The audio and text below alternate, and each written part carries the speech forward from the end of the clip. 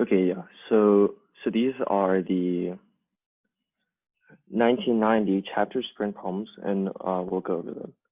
So a motor. Oh, and how do you guys feel about the difficulty of the warmer problems that we went over?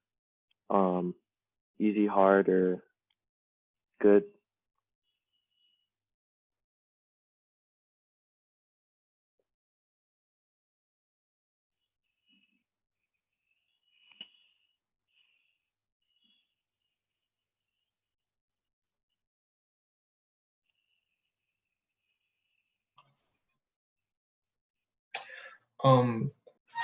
If in the future, do you want us to work through all the warm-up problems, or do you want to just have us show you the answers and have you ask us questions about the warm-up problems?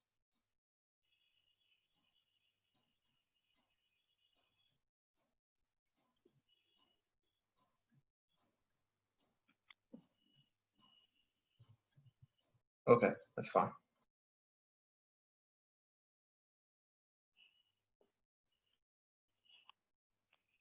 Okay.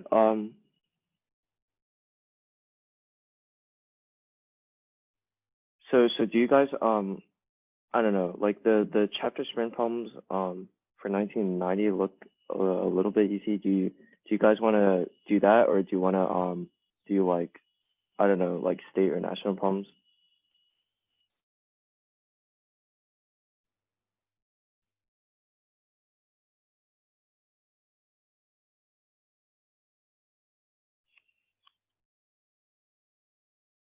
Okay.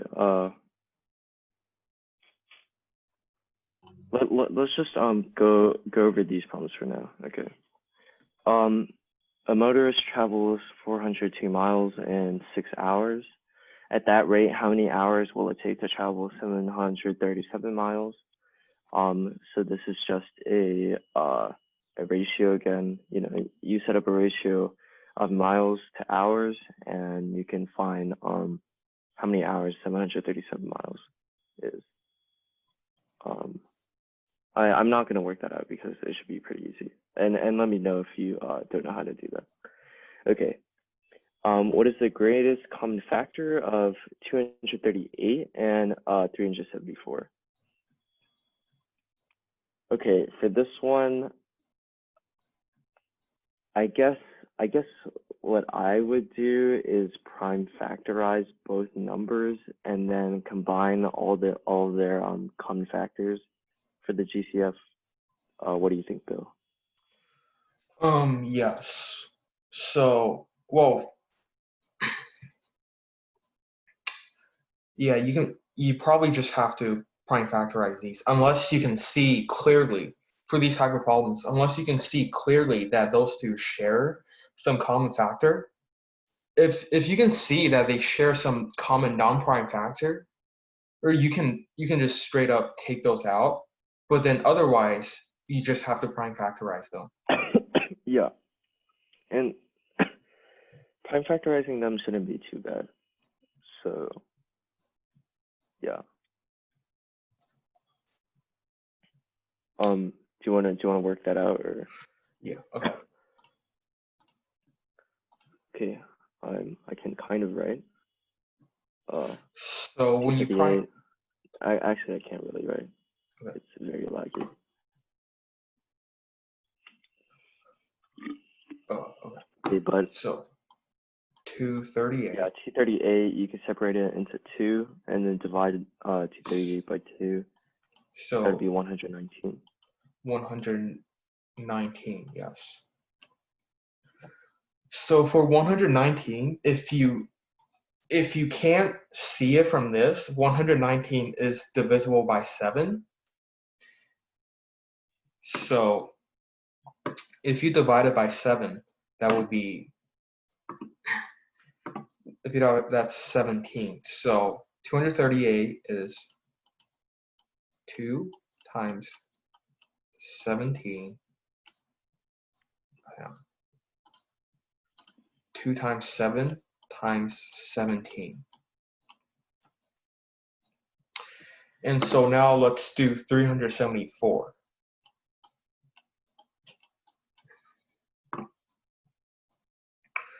So 374, you can divide it by 2. So you get 2 times 187.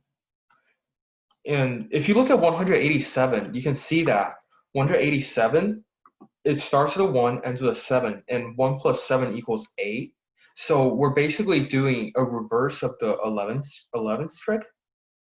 So this is basically equal to 17 times 11.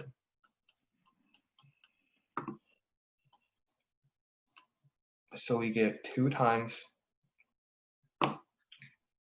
11 times 17. And we're looking for the greatest common factor, which here, they both have a 2 and a 17. So the greatest common factor will be 2 times 17 equals 34. And that's your answer. Chirag is saying you can also use the Euclidean algorithm. So like, well, let me draw.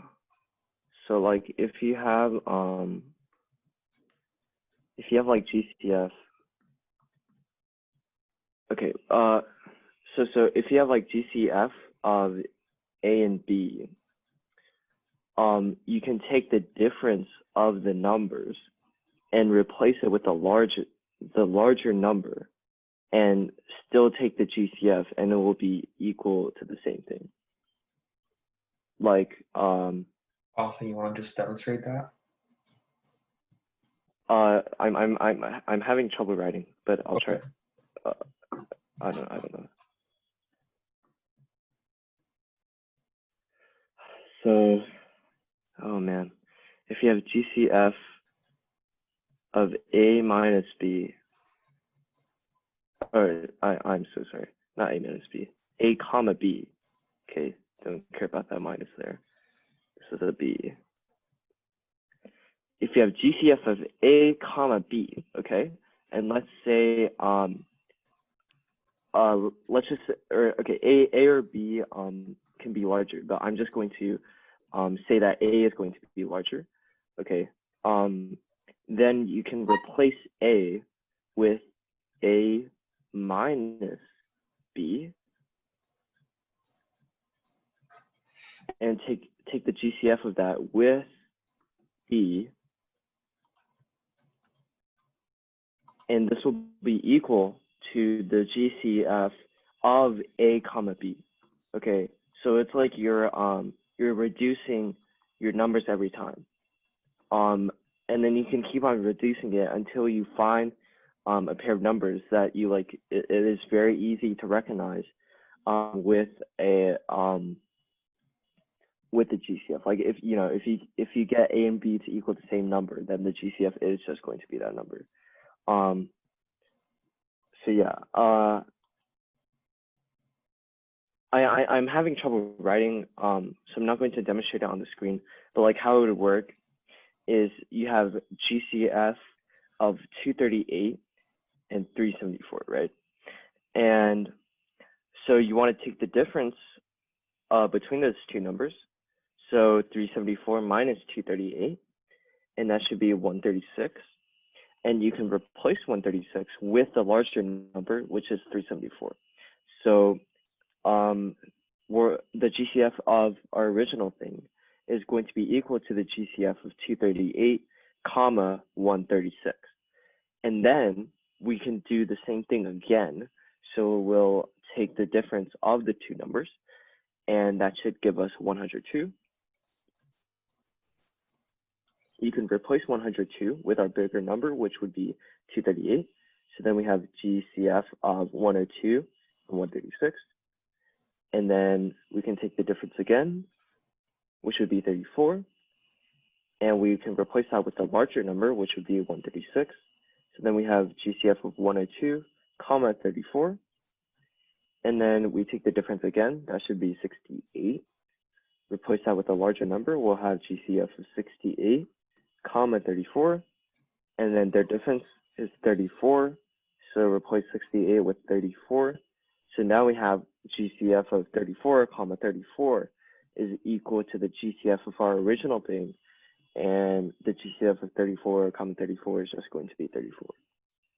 So yeah, that's another way to solve it. I'm not actually sure if that would be faster. I mean, prime factorization is pretty fast. Yes. But yeah, you can do that if you want. But thanks for the suggestion. Yeah. Yes, because for this one, you're not really having to prime factorize overly complicated numbers, so there's not really that much of a point for prime factorization. Not sorry, Euclidean algorithm, because these numbers. I mean, you could if you're more comfortable with like I don't know, subtracting numbers, then yeah, sure. Yeah, this one Okay. you just have. You can go. Okay. Number 3. The length and width of a rectangle will have a ratio of 9 to 6. The perimeter is 40 centimeters. Find the length of the rectangle in centimeters. Okay, yeah, this one you can just set up like variables and stuff, right? So we can say okay, it's kind of letting me draw. If this is a rectangle, we can say our length is 9x. It's getting worse. It's getting worse as I draw. Okay, we can say our length is 9x and our width is 6x, right? Because then our length and width ratio would be 9 to 6. And then the perimeter would just be 9x plus 6x plus 9x plus 6x, right? And that'd be 30x. And the perimeter is 40 centimeters, so then x would be equal to 4/3, right? And okay, I can't draw, but x is equal to 4/3, and we want to find the length of the rectangle, so that would be 9 times x, or 9 times 4/3, and that would just be 12. Okay. If A star B is defined as 2a minus b to the power of a, what value is associated with 3 star 2? So this one, you just plug them in. You a is equal to 3, b is equal to 2. You plug it in. 2 times 3 is 6, minus 2 to the power of 3, which is 8. 6 minus 8 is equal to -2. Okay, find the difference between the sum of all even numbers and the sum of all odd numbers from 0 through 1,000. Oh, okay, find the difference between the sum of all even numbers and the sum of all odd numbers from 0 to 1,000. Okay, so I guess you could just use like the like sum of numbers formula. So like if you have a sum of an arithmetic sequence, okay, it's kind of letting me draw. So let's say we have an arithmetic sequence.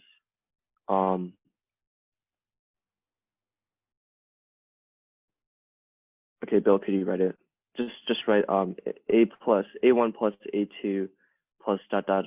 to an a sub n. Yes.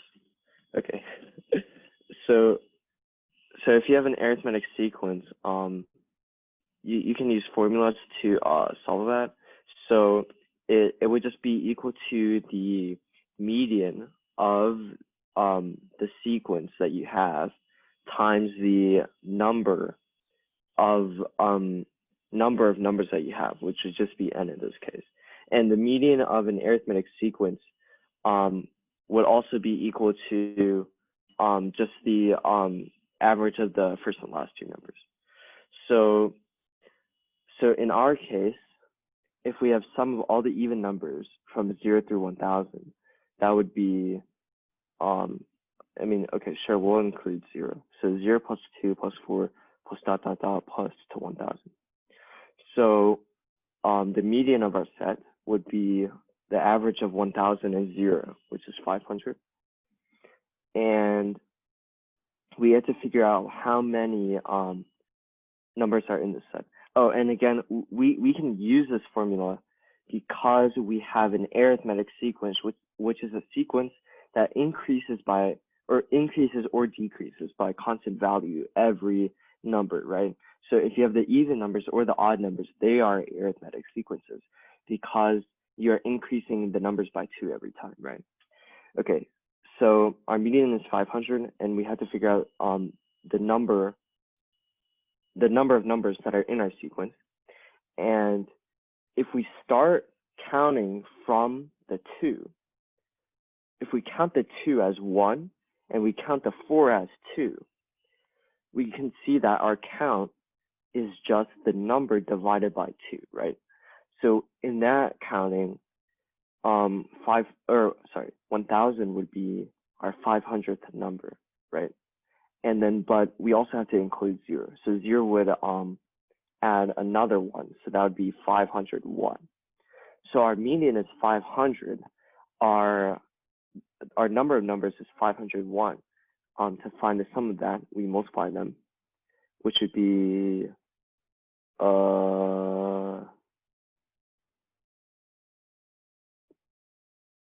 250500, I think. Yes, it should be that. 250500. And that is the sum of our even numbers. And then, oh, actually, you could have done this way easier by like all the even numbers from 0 through 1000 are just 1 bigger than all the odd numbers from 0 through 1000, right? So that would just be 1 for every 1, and you just count how many times you did that, right? And so that would just be 500. Yeah. But I'll finish it in the way that I was doing it. So now we can find the sum of the odd numbers from 0 through 1000. So that would be 1 plus 3 plus 5 plus ... plus all the way to 999. The median of this set is just going to be the average of the first and last 2 numbers, which is going to be 500. And we need to count the number of numbers that we have again. So if we start counting 1 as 1, and we count 3 as 2, and we count 5 as 3, we can see that the placement of that number is just that number plus 1 divided by 2, right? So that means the placement of our 999 is just going to be 999 plus 1, which is 1000 divided by 2. So that is 500. So that means our count for this is 500 times 500, okay? So our count for the even numbers was 500 times 501, and our count for the odd numbers is 500 times 500. So if you take the difference of that, that's just 500 times 1, or 500. Okay, yeah, Bill, do you have anything to add on to that?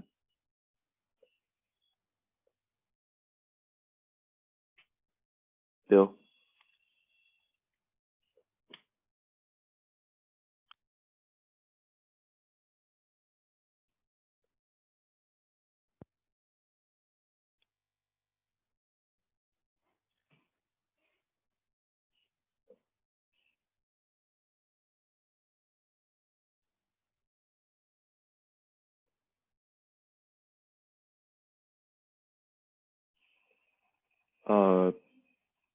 Bill, can you hear me?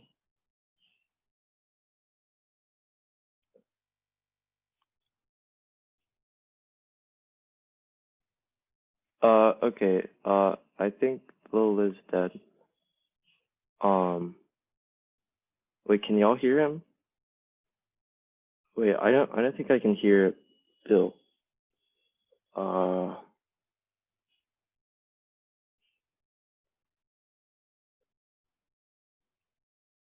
Can you guys hear Bill?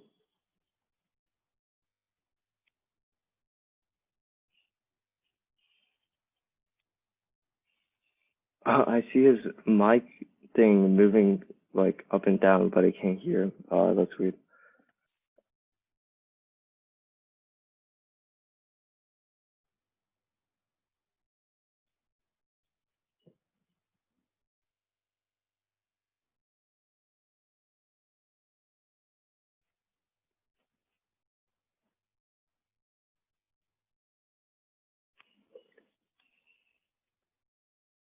Oh, yes.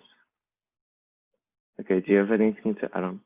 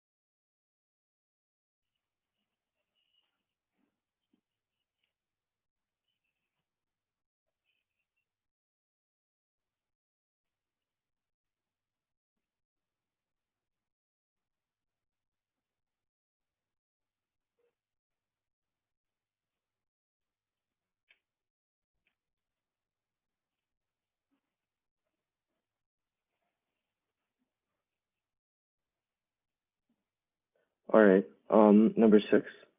Find the coordinate of the point on the number line midway between the points whose coordinates are negative 0.076 and 0.924. So this one, I mean, you just take the difference between the two numbers and divide it by 2. Yeah. Do you have anything to add on, Bill? And Bill? Okay, yeah. Uh, and you can see that they add or subtract nicely, right? So you get 0.924 plus 0.076, that'd equal 1, and then you divide that by 2, that's just 0.50. Okay. If x equals 17 minus 3 squared, what is the value of 3 halves times x? So you can just figure out what x is and then plug it in, right? X is 17. Yeah.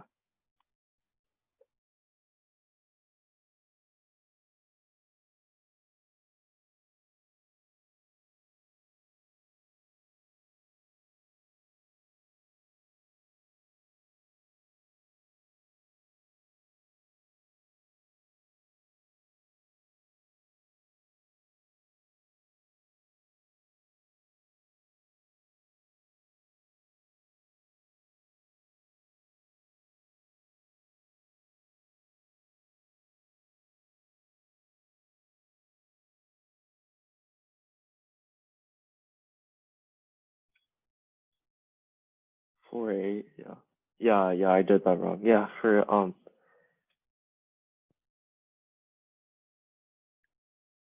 midpoints you have to take the average of the two numbers basically. Yeah, like if you think about it, if you had 3 and 5, the midpoint is 4, right? And that's the average of the numbers. So you have to add them and then divide by 2.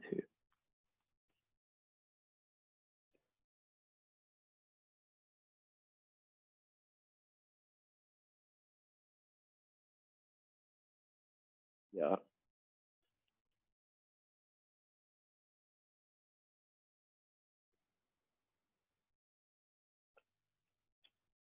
yeah,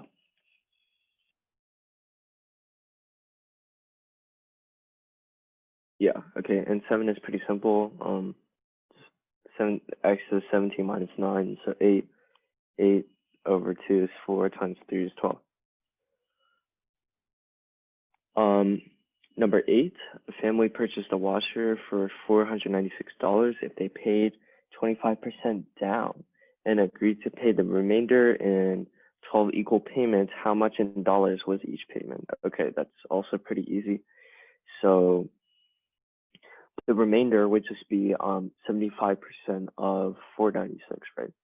And if you pay something down, that's just like an initial pay, and then you pay the stuff later. And it's saying the stuff later is paid in equal payments. So yeah, So 75%, you figure out 75% of 496. You can do that just by taking 3/4 of 496. And then you want to find the dollars of each payment. So you just divide that again by 12. I'm not going to work that out because that should be pretty easy. Okay. The sum of three consecutive positive integers is 3x. Express the smallest of the three integers in terms of x. Okay. So what you can think about is like so let's say our middle number in that positive integer sequence, consecutive positive integer sequence, let's say that is y. Okay. And then our because you have consecutive integers, the integer before this will be y minus 1. Bill, do you think you just right?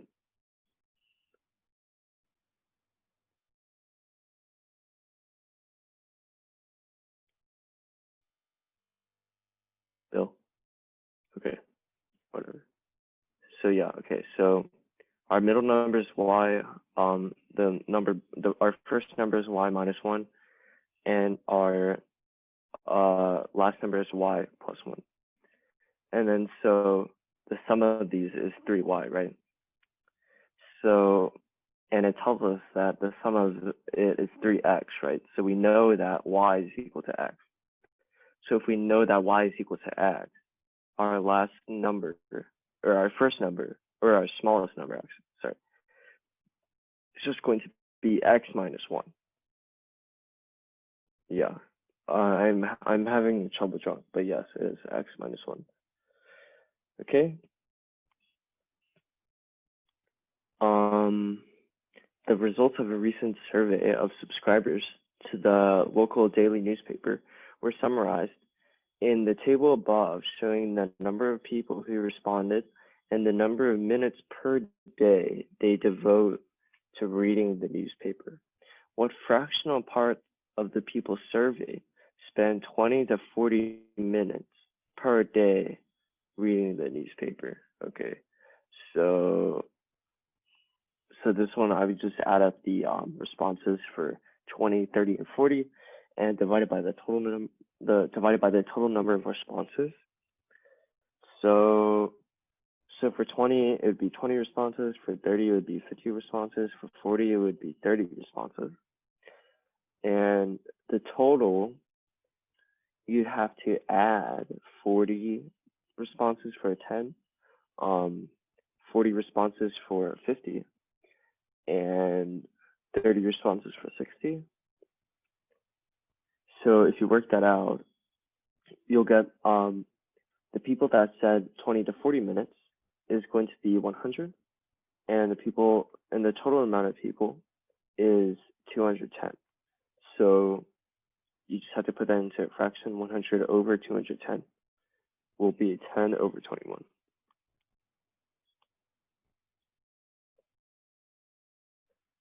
Okay, express as a fraction, 0.1 repeating plus 0.001 repeating. Okay, so yeah, you have to convert these into fractions, and how you convert these into fractions, or sorry, so if you had a regular decimal, right? If you had a regular decimal, it's very easy to convert it into a fraction, right? You just take like the last place value that it was, or I don't know. I'm having a hard time explaining. But yeah, like if you what I mean is if you had a decimal like let's say 0.41, right? That's really easy to put into a fraction because it goes to the hundredth place, right? And we could just say it's 41 over 100. Okay, but with repeating decimals, it's different. So with repeating decimals,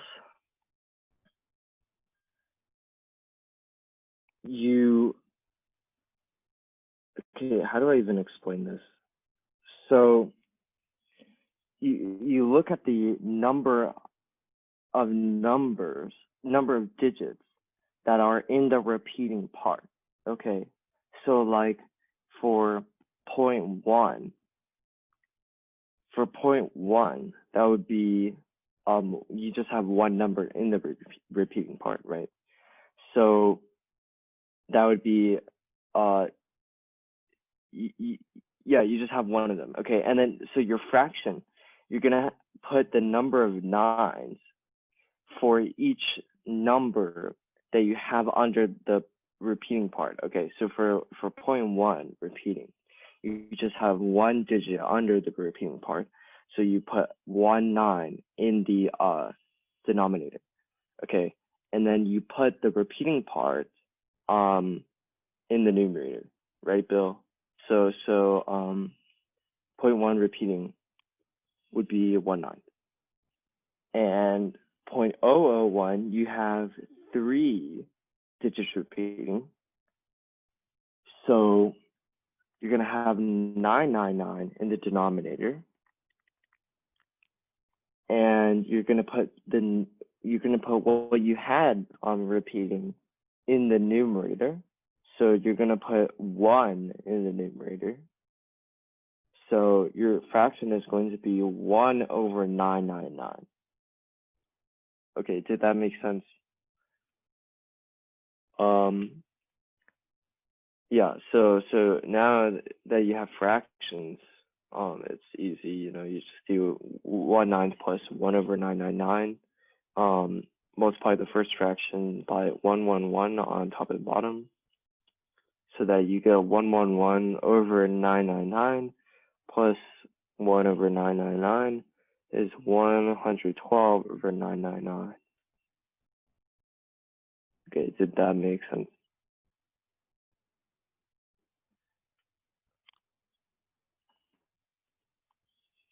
Okay, I'll take that as a yes.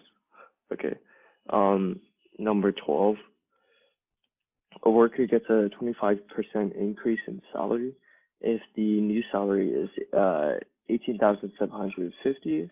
What was the old salary in dollars? Okay, so the old salary is increased by 25%, right? If you increase something by 25%, you're multiplying by 1.25. So if we say the old salary is X, we can say the new salary is 1.25 times X. We know the new salary is 18,750. So now X is just going to be 18,750 divided by 1.25. 1.25 is just 5/4, right? So X is going to be equal to 4/5 times 18,750. Okay, and then from there, you know, it's pretty easy. Just divide 18,750 by 5 and then multiply by 4.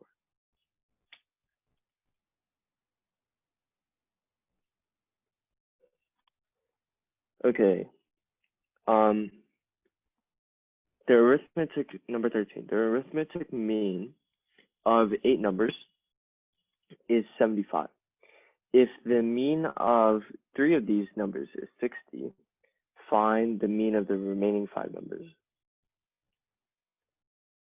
Okay, so you can think about this instead of means, just think about their sums, right? So if you take the mean of 8 numbers, it is equal to their sum over 8, right? So we can find the sum of those 8 numbers by multiplying 75 by 8, right? Which would just be 600.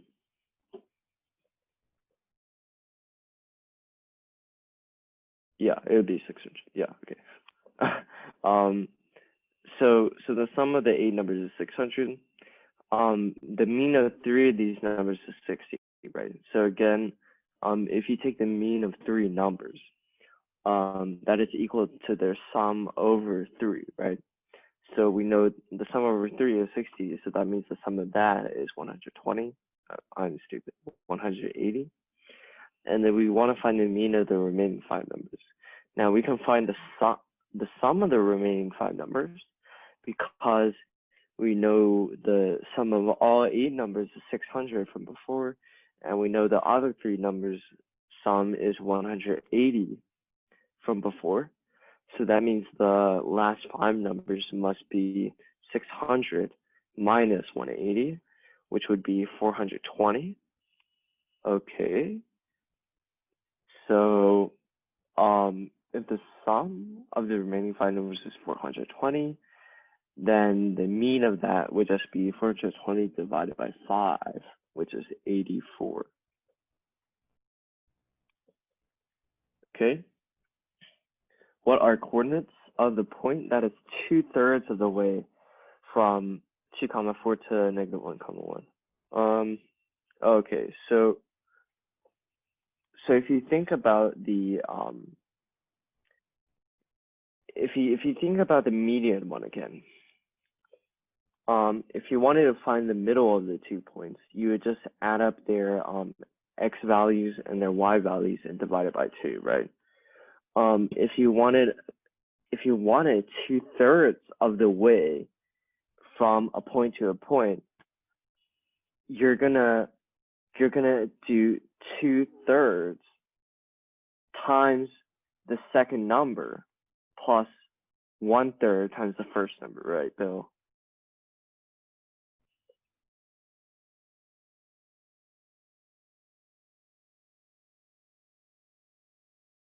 Like if you think it of in the median way, when you're taking like the average of the 2 numbers, what you're really doing is you're taking half of the first number plus half of the second number.